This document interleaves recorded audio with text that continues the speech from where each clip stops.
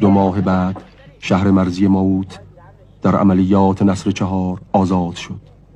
عملیات نصر 4 در ساعت 2 بامداد یک شنبه 31 خرداد با رمز یا امام جعفر صادق علیه السلام و با حمله به ارتفاعات مهم مشرف به شهر آغاز گشت.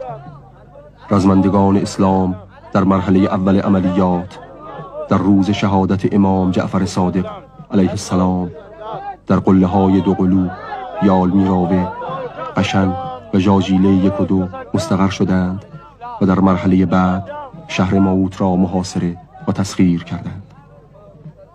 دیدن بسیجی های جوان در کنار اسرای دشمن تمثیل داوود است در برابر جالوت.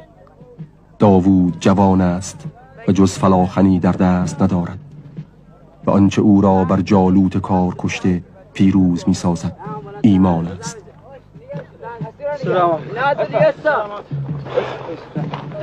محافظت که برو برو انت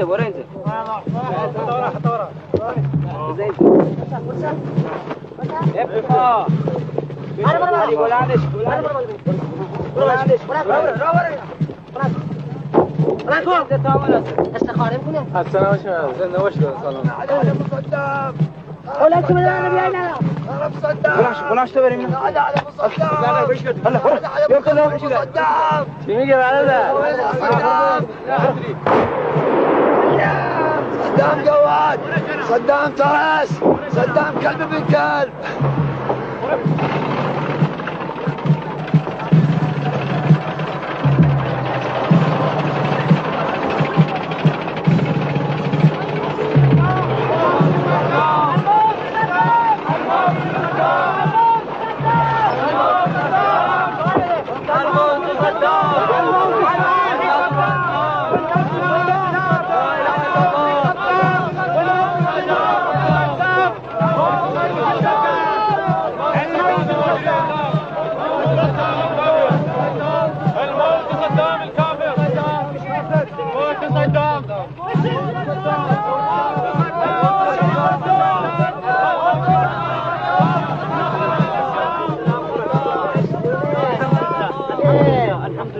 السلام عليكم.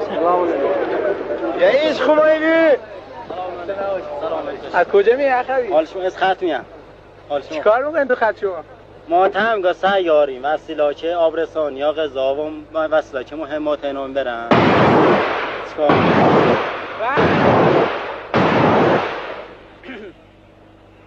بله میفهم. وسیله را تعمیر میکنیم. که ان شاء الله از کجا اعزام شدین؟ از اصفهان.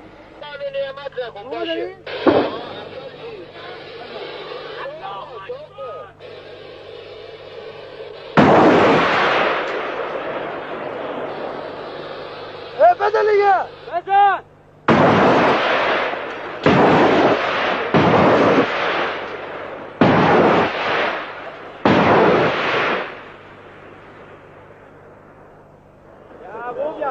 رجب.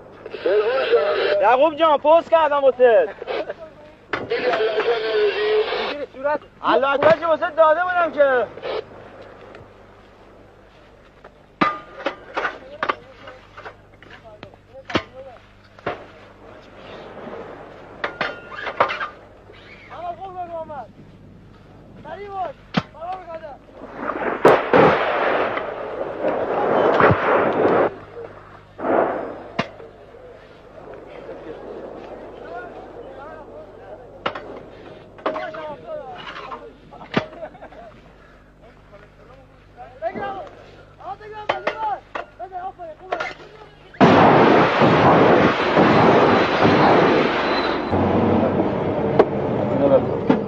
سلام علیکم.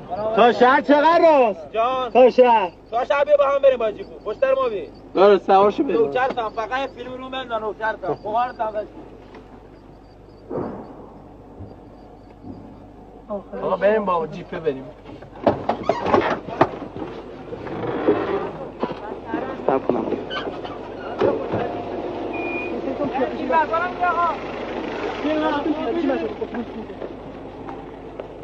بیا باشو.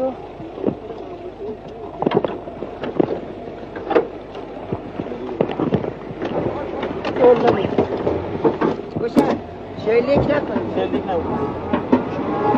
گوشو پار کن. ما رفتیم پدرشون در آورده. بچه اون ورش دارم رفتن؟ ما خود الان میگیم کجا بودیم، ما اتاقه میبینیم ما اونجا بودیم.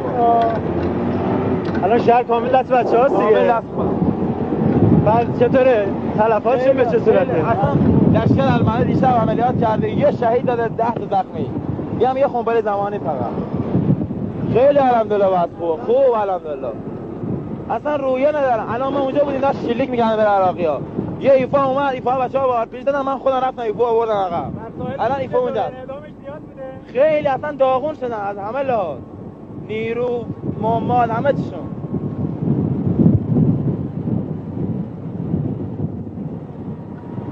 ما ساعت 5 تا حالا شلیک داشتیم.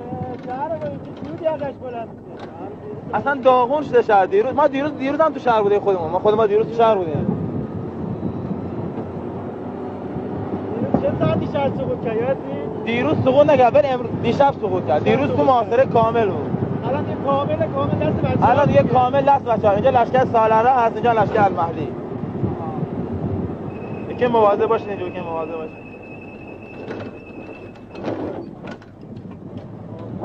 اینقدر جنازه عراقی ریخته اونجا که بیناه. این ساختمان فرماندهی عراق بوده. ساختمان فرماندهی عراق. بله.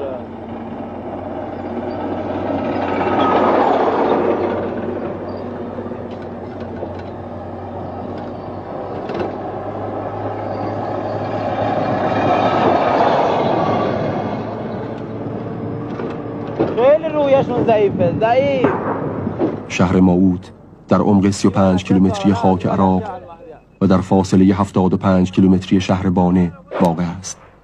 ماعود که پیش از جنگ 5000 نفر سکنه داشته است، با آغاز جنگ به یکی از مراکز مهم تدارکاتی جبهه‌های شمال عراق بر سر راه عبور جاده‌های مواصلاتی چوارته و سلیمانیه تبدیل شده بود.